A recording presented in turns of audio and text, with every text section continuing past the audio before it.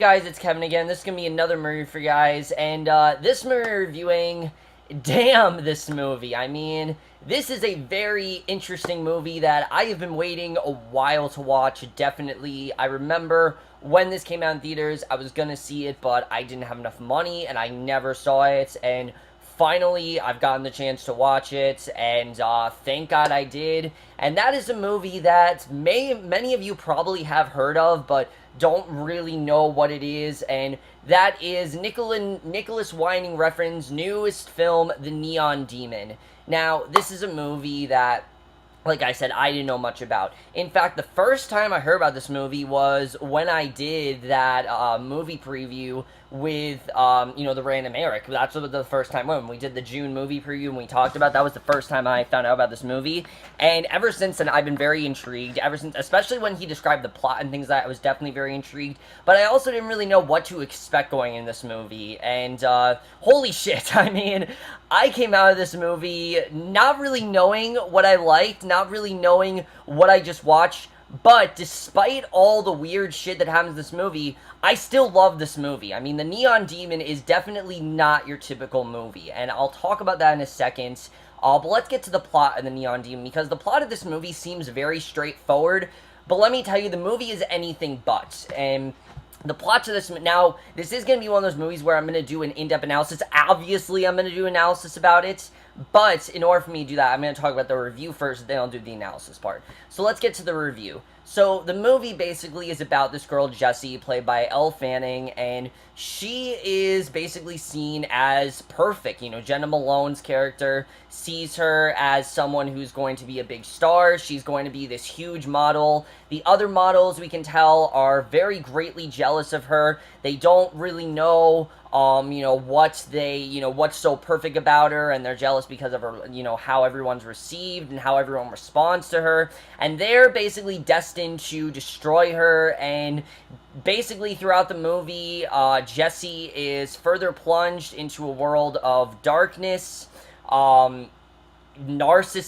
and basically just realizes how disgusting of a business the modeling agency really is. And that's really all I'm going to say, because I need to be as low-key as possible when it comes to description of this movie, because it's honestly kind of hard to describe the plot to this movie. But that's in a nutshell really what it's about. But let's get into this thing overall, because I really do want some of the things I loved. First of all, the acting. Let me just say right off the bat, I haven't actually seen a Nicolas Winding Refn movie all the way through. I've seen parts of Drive. I haven't seen Only God Forgives. This is my first Nicolas Winding Refn movie, and I have to say that I can totally understand why people feel the way they do when it comes to his movies. The acting, I will say, virtually across the board is fantastic. I think Elle Fanning especially was great in this movie. I love the character of Jessie. This is a character that we've seen before, kind of like the star and the person that's perfect and everything. But there's a reason why she's looked at as such a star. There's a reason why she's looked at as someone that's perfect. And there's a reason why she's looked at in the way that she is. And I think the way that she played that part was very good. She's very innocent. She's very naive, and she's very easily manipulated. You definitely do see that, but she's not stupid, and she's someone that doesn't really understand what she's getting herself into. I think she did a very good job. I really love what she did in this movie. She really was fantastic, and I think definitely she was really good.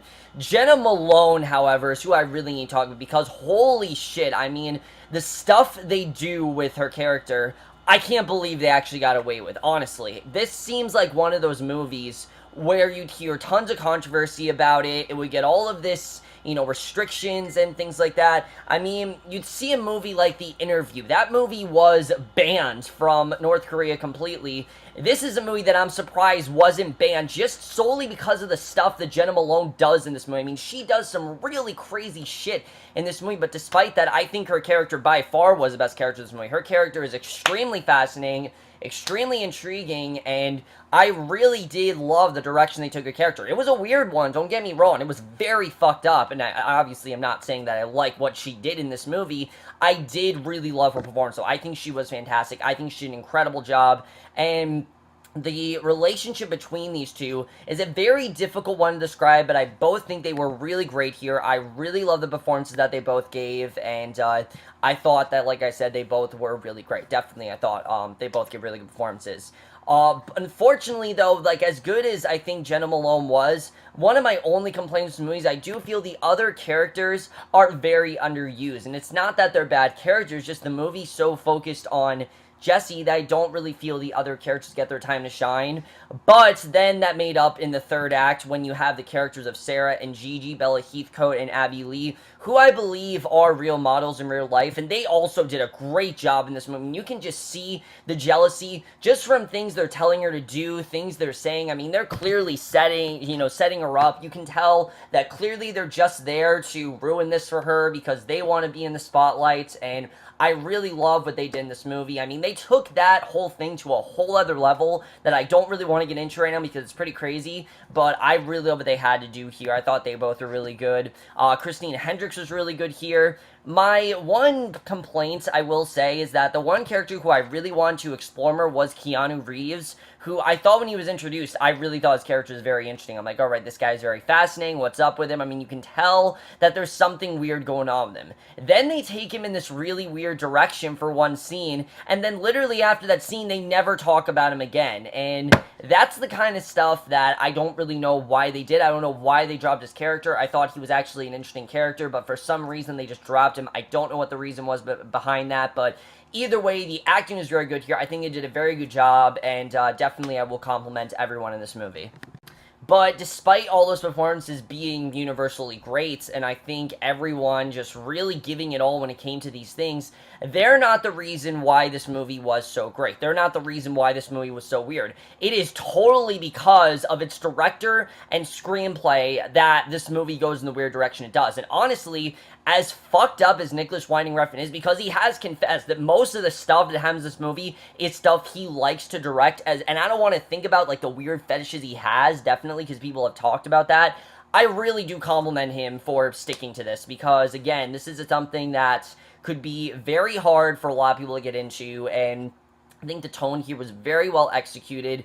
It's a very dark, mysterious film. You don't really know what's going on, and I thought the directing was very well done. I definitely really did love the tone that he had in this movie. I think he set the tone very well here, and I definitely really did enjoy that. But that's not the thing I do want to talk about the most. The thing I do want to talk about the most is the screenplay of this movie, which, oh my god, I mean, I could go on and on about the screenplay, and I will when we get to the analysis, but damn this movie. I mean, the stuff that Nicolas Winding Refn was able to do in this movie is honestly astonishing. I really can't believe that he was able to do this stuff, but I highly compliment him as well for actually going in this really weird direction.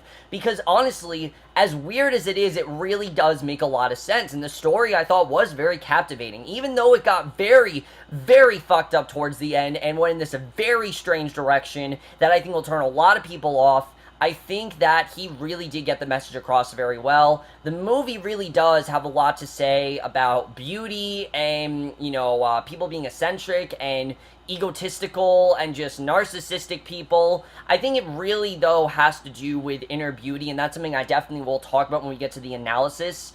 But I think it's something that he showed very well here. I really got into the story. I thought the story was so compelling, and the more it went on, the more invested I was. Even when it went in those weird directions, I couldn't help but keep watching because I really couldn't tell where this movie was going to go. And that's something I love, is that this movie starts off and you think you know everywhere where it's going to go. You've seen the story 1,000 times, but somehow Nicolas Winding Refn found a way to make it original. And I don't know how he thought of comparing it to the way he did, but it's honestly kind of genius what he decides to do in this movie. Because honestly, the screenplay is really great in this movie, but the cinematography, I think, is really the thing that needs to be commented the most. Because something I loved about this movie is that this is the perfect example of modern visual storytelling, and that is totally what this movie is. And what I mean by that is not just in the sense of the cinematography, which by far is the best I have seen this year, may I just add. I mean, just the colors and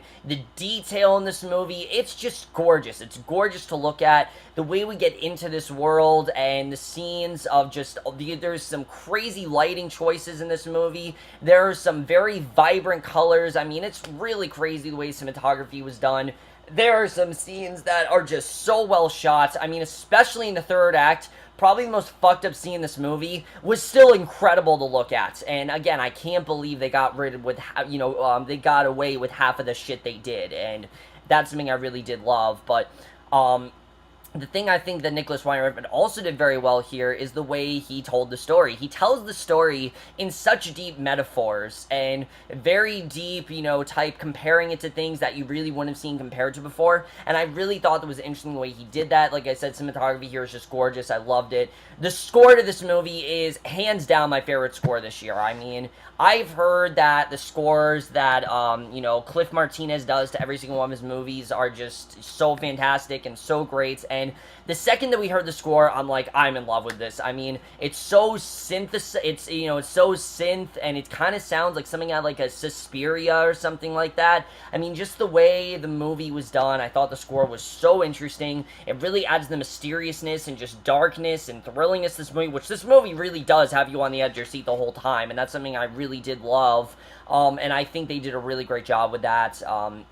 I definitely really did love the score to this movie. I thought that was very well done. And the editing here as well was really good. I thought the movie really flew by for me. The movie's almost 2 hours long. Flew by. I was into it the whole time. There wasn't one scene where I wasn't into the movie. There are some things here that I don't understand, and that's really the one thing I will say is that right now, there are some scenes here that felt a bit style over substance. Like I said, Nicolas Winding Refn has admitted that some of the stuff he puts on these movies, he just does it because he likes to shoot these things. Why? I don't know, but I guess the dude just has really weird fetishes. Don't ask me why. He just does. But anyway, I know that because of that, some of this stuff might be very style over substance. But again, this is a movie that I need to watch a second time. I definitely will say that. This is a movie that I think the second you're done watching it, you will need to watch it a second time. And I definitely do comment him on that. This is a movie that shouldn't have that replay value, but something about it just does. It's so captivating, it's so interesting that you just have to get into the story and just sink your teeth into it. And I absolutely loved the way that was done. I think the editing here was fantastic. But to put it simply, like I said, this is not your typical movie in any way. Like, this isn't a movie that I'm gonna go to school the next day and immediately like, yo, if you haven't seen The Neon Demon, check it out now, it's amazing. No. This is not that kind of movie. It's not for people who like simple stories, and I wouldn't really say it's for film buffs either. And why? I'm not a film buff. I don't consider myself that. I really don't. I watch a lot of movies. I like intelligent films, but I'm not a film buff. That's just not really who I am. I'm not someone that just studies film in that way. That's just not really who I am. I mean, yeah, I enjoy movies and I enjoy that kind of stuff, but like I said, I'm not really a film buff type person. I do, however, enjoy very intelligent storytelling. I do enjoy very intelligent type movies, and especially movies that have very deep messages. So if you're someone that likes to focus on movies and thinks movies is something more than just an entertaining purpose, then I think you really will enjoy this movie. But if you're a casual moviegoer, this movie is absolutely not for you. I'll say that right off the bat. You will be extremely turned off by this movie. I think anyone who probably goes to my school would probably think it's weird for me to like this movie, but I really did. I thought it was actually very well done, and I'm not saying that you're stupid. If you don't get the message of this movie, that's totally fine. I can completely understand that. I think it's honestly very hard to get the message of this movie, because it's not really shoved in your face. But now I really do want to get into that part. Let's talk about the analysis overall. If you guys have not seen The Neon Demon and you want to, do not watch the rest of the review. I'm going to talk about everything that happens that I really think needs to be examined. I want to talk about the things that didn't really make sense to me and maybe do have more significance than I thought. So let's just get more into this, because I really do need to talk, because this is just simply not a movie I can just give a score and then say, alright, check it out for yourselves. No, I really need to dive deep into this and talk about the things that really did affect me. So let's just get into it. Okay, so like I said, this is a movie that you look at the plot and it seems very cliche. It seems like a movie that you've seen a million times, and it seems like something that just has been that's so contrived and that you can't make it original. But the way that he makes it original, I thought was very strange, because throughout the movie we do kind of get a hint that there's definitely something off when it comes to Ruby, Gigi, and Sarah. Just something about them. We don't really know what it is. You don't know if it's jealousy or if they're hiding something, but you know that there's definitely something off with them. And the second that Gigi and Sarah started telling Jesse all these things to do, I knew somewhere was going on. But the scene that really got me was that scene where Jesse ends up cutting her hand in the bathroom and Sarah just licks it right then and there. That scene was honestly pretty terrifying. I thought that scene was just insane. I don't really know what to think of that.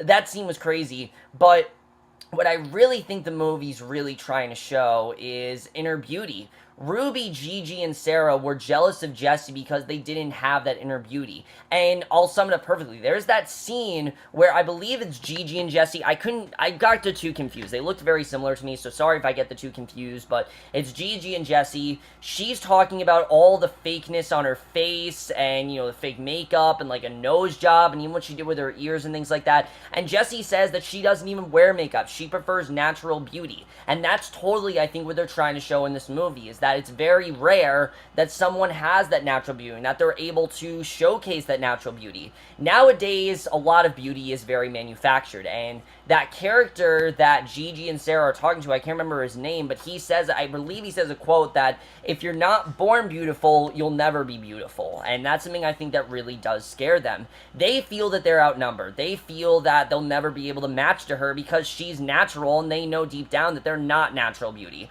So they pretty much go into full avenge mode. They want to do whatever they can to get rid of Jesse and make sure that they're the star and make sure that they're not unnoticed, because this is what matters the most to them. They're so corrupted by beauty and fame that they will do whatever it takes to not let Jesse hog the spotlight. And the things they do here are pretty insane. I mean, there's really no other way to put it. The one scene, though, that felt very off to me, as weird as it sounds, and especially because of all the weird stuff that happens here, is the character of Hank. I didn't really understand that scene where he tells her to swallow the knife. What is it really trying to symbolize? I didn't really understand that. I know there's probably more to it, but I just didn't really get it this time around. I feel like a second go around I definitely will. But what I did understand was the ending with this movie.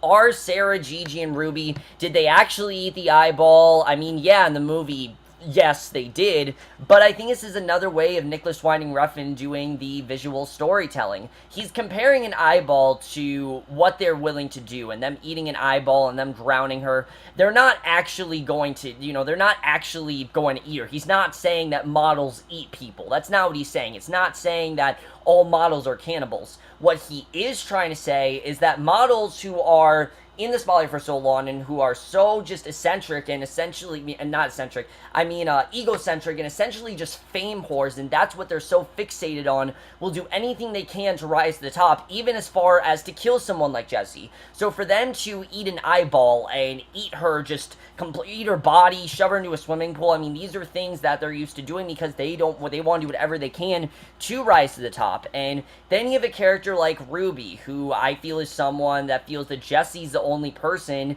that she sees as natural. Gigi and Sarah, she knows how fake they are, and Jesse, she sees something she hasn't seen before, but Ruby, of course, has that weird death fetish, and that's something else I don't really understand. What's the necrophilia in this movie? Again, I really do applaud Jena Malone for going there, and that scene where she fucks the dead corpse, I could not believe what I was seeing. Like, I could not believe that they actually went there, but at the same time, I was so enthralled by what was going on. I was so into what was going on with her character because I could tell there's definitely something happening there. But that aspect of the movie, I really don't understand. Like I said, what I did understand, though, is that the movie really is about inner beauty and how each of these girls would do anything they can to rise to the top, especially in that last scene where Gigi dies and Sarah's the last one standing. Sarah's the new Jessie. Sarah needs to realize that she's the new Jessie, and she, I think, will probably be never the same again. I think she's someone that's not pure. She knows all the stuff she's done, and I don't know if she's going to be able to get over it, but I love the way the movie ends. And again, I know this isn't the best analysis, but it's the best way you can sum this movie. It's really the only way you can sum this movie, and really, once I watch the movie a second time around, I think I will have a better analysis presented to you guys. I just don't really have the best one right now. But either way, guys, I love The Neon Demon. I thought it was a great movie with some incredible messages, some incredible performances, and just some incredibly just daring and just disgusting risks that I couldn't believe they actually went there with. And even though I didn't understand half the shit in this movie, I'm still giving The Neon Demon a 4.5 out of 5 or an A-. I really did love this movie overall, and the only reason I'm not going all the way is because, like I said, I don't understand half the stuff in this movie. I think a lot of the stuff I can't tell if it was supposed to be style over substance, or if Nicolas Winding Refn really was trying to get a message across. I honestly can't tell. I'm going to buy the Blu-ray, I'm going to watch the movie again, and I highly encourage that if you've seen it the first time, definitely watch it a second time. If you made it this far, you most likely have, but this is the movie that has incredible rewatchability, an incredible premise, and just really did impress me overall. And at the end of the day, I can give it to Nicolas Winding Refn for that. I just think that I'll understand the movie a lot more a second go around. But anyways, guys, this is my review of The Neon Demon. Let me know what you guys thought of this movie you have seen, because honestly, I really do want to hear your thoughts about it. I could be completely wrong. I really could. I mean, I've gotten a lot of shit wrong before when I've said, oh, the movie's about this, but actually, no, it's about that. Like I said, this is a movie that I'm going to watch it a second time, and then I'll really get to decipher how I feel. If you haven't seen it, however, I don't really know if I can recommend it. Honestly, I don't. I don't really know who the target audience is for. It's just, like I said, pretty simple. If you're not someone who, isn't, you know, into these kind of movies, I don't like to use the word casual movie, I'll say that right now. I don't like to use that word because I think it makes me feel like I'm of higher stature, and I'm just not.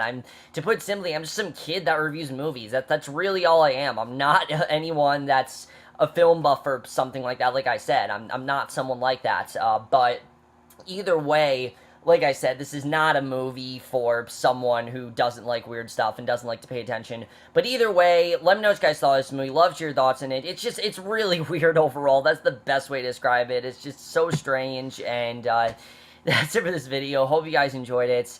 Love to hear your thoughts on this movie, and I will see you guys next week, which will most likely be for the season premiere of Narcos, and I will see you guys for that. Okay, bye.